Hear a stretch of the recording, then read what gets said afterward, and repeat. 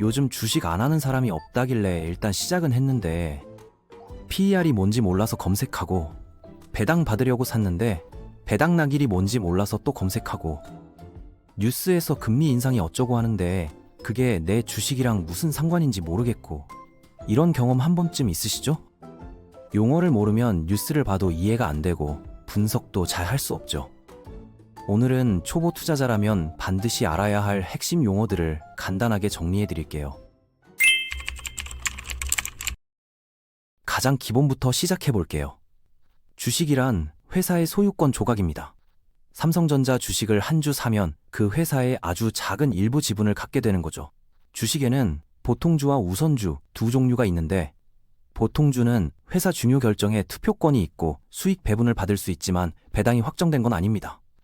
우선주는 반대로 투표권은 없지만 배당을 더 안정적으로 받을 수 있어요. 여러 주식을 모아놓은 걸 포트폴리오라고 부릅니다. 계란을 한 바구니에 담지 말라는 격언처럼 여러 종목에 분산해서 투자하는 거예요. 회사가 번 돈 중 일부를 주주들에게 나눠주는 걸 배당금이라고 하는데 모든 회사가 배당을 주는 건 아닙니다. 성장에 집중하는 회사들은 번 돈을 다시 투자하는 경우가 많거든요. 회사는 크게 상장기업과 비상장기업으로 나뉩니다. 상장기업은 주식시장에서 누구나 주식을 사고 팔 수 있는 회사고 비상장기업은 창업자나 특정 투자자들만 지분을 가진 회사예요. 시장 전체의 흐름을 파악할 때는 지수를 보는데 미국에서 가장 유명한 건 S&P 500 지수로 대형주 500개를 추적합니다. 주식 거래는 거래소에서 이뤄지고 증권사 앱을 통해 접속합니다. 모든 주식에는 티커 심볼이라는 고유 코드가 있어서 애플은 AAPL, 테슬라는 TSLA로 표시돼요. 거래량은 얼마나 많은 주식이 오갔는지를 보여주고 유동성은 원하는 가격에 얼마나 쉽게 사고 팔 수 있는지를 나타내죠. 기업 가치를 평가하는 용어들을 알아볼게요. 시가총액은 주가의 발행 주식수를 곱한 값으로 회사의 시장 가치를 보여줍니다. 매출은 회사가 벌어들인 총금액이고 순이익은 모든 비용을 뺀 뒤 남은 실제 이익이에요. 재무제표에서 자산은 회사가 가진 모든 것, 부채는 회사가 갚아야 할 모든 것을 말하죠. 투자자들이 기업을 비교할 때 쓰는 핵심 지표들이 있습니다. 주당 순이익 EPS는 회사 이익을 주식수로 나눈 값이에요. 주가 수익 비율 PER은 주가를 EPS로 나눈 건데 이 숫자가 높으면 비싸다고 볼 수 있고 낮으면 저평가됐을 가능성이 있죠. 배당 수익률은 주가 대비 배당금 비율이고 잉여 현금 흐름은 사업 운영과 투자 후 남은 현금입니다. 수익성을 볼 때는 마진을 확인합니다. 매출 총 이익률은 제품 만드는 직접 비용을 뺀 뒤 남는 비율이고 영업이익률은 운영비까지 뺀 수치예요. 순이익률은 세금과 이자까지 모두 제한 최종 수익성을 보여줍니다. 주식의 성격에 따른 분류도 알아두면 좋습니다.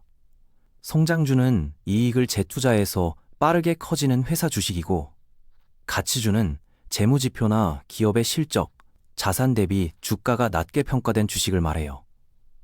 우량주는 한국의 삼성전자, 미국의 코카콜라처럼 오래되고 안정적인 대기업 주식이죠. 경기순환주는 경제 상황에 민감해서 경기가 좋을 때 오르고 불황에는 떨어지고 방어주는 식품이나 의료처럼 경기와 상관없이 안정적인 종목입니다. 시가총액으로도 구분하는데 한국에서는 코스피 기준 시가총액 순위로 나눠요. 1위에서 100위까지가 대형주, 101위에서 300위까지가 중형주, 그 아래가 소형주입니다. 참고로 미국은 금액 기준이라서 대형주는 100억 달러 이상, 중형주는 20억에서 100억 달러 사이, 소형주는 20억 달러 미만이에요. 동전주는 한국에서는 보통 주가 1,000원 미만, 미국에서는 5달러 미만인 초저가 주식인데 투기성이 강합니다. 펀드 종류도 정리해 볼게요. 뮤추얼 펀드는 전문가가 여러 투자자의 돈을 모아 운용하는 상품이고 ETF는 비슷하지만 주식처럼 실시간 거래가 가능해요. 인덱스 펀드는 특정 지수를 그대로 따라가는 펀드로 수수료가 낮고 헤지 펀드는 공매도나 레버리지 같은 고급 전략을 쓰는 펀드입니다. 주식 외에 다른 자산도 알아둬야 합니다. 원자재는 금, 석유, 농산물 같은 실물 자산이고 채권은 정부나 기업에 돈을 빌려주고 이자를 받는 투자예요. 외화는 달러, 유로, 엔화 같은 통화에 투자하는 거고, 암호화폐는 비트코인처럼 디지털 자산에 투자하는 겁니다. 시장 상태를 설명하는 용어들도 있어요. 변동성은 가격이 얼마나 출렁이는지를 나타내고, VIX 지수는 변동성 지수, 공포 지수라고도 불립니다. 앞으로 주식시장이 얼마나 크게 흔들릴지에 대한 시장의 불안 수준을 보여주는 지표죠. 상승장은 가격이 지속적으로 오르는 시장이고, 하락장은 반대로 떨어지는 시장이에요. 조정은 보통 고점에서 10% 정도 떨어진 상태, 폭락은 급격한 하락을 말하죠. 투자 전략 용어도 핵심이에요. 패시브 투자는 시장 전체를 추종하는 펀드에 장기 투자하는 방식입니다. 적립식 투자는 매달 일정 금액을 꾸준히 넣어서 평균 매입가를 낮추는 전략이고, 거치식 투자는 목돈을 한 번에 넣는 방식이죠. 액티브 투자는 직접 종목을 골라 시장 수익률을 이기려는 전략입니다. 분석 방법으로는 펀더멘털 분석이 재무제표와 사업 모델을 연구하는 거고, 기술적 분석은 차트와 패턴으로 가격을 예측하려는 거예요. 거시 분석은 금리, 인플레이션 같은 큰 그림을 보는 겁니다. 기업 활동 관련 용어도 있습니다. IPO는 비상장 기업이 처음 주식을 공개 판매하는 것이고, 유상증자는 상장 후 추가로 주식을 발행해 자금을 조달하는 거예요. 자사주 매입은 회사가 자기 주식을 사들여 유통 주식 수를 줄이는 건데, 남은 주식 가치가 올라가는 효과가 있죠. 배당을 받으려면 배당 나길 전에 주식을 보유하고 있어야 하는데, 이 날짜를 놓치면 아무리 오래 들고 있어도 그 분기 배당은 못 받습니다. 배당 지급일은 실제로 배당금이 계좌에 들어오는 날이에요. 리스크 관리 용어도 필수입니다. 분산 투자는 여러 종목에 나눠서 위험을 줄이는 거고, 자산 배분은 주식, 채권, 현금 등 자산별로 비중을 정하는 거예요.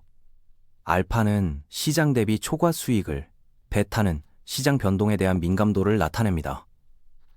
체계적 위험은 금리 변동이나 경기 침체처럼 시장 전체에 영향을 주는 위험이고, 비체계적 위험은 특정 회사에만 해당하는 위험이죠. 마지막으로 경제 용어입니다. 인플레이션은 물가가 오르면서 돈의 가치가 떨어지는 현상이고, 디플레이션은 반대로 물가가 떨어지는 거예요. 스태그플레이션은 물가는 오르는데 경제는 정체되는 최악의 상황이죠. 통화정책은 중앙은행이 금리나 통화량을 조절하는 거고, 재정정책은 정부가 세금이나 지출을 조절하는 겁니다. 오늘 초보 투자자가 알아야 할 주식 용어들을 정리해봤습니다.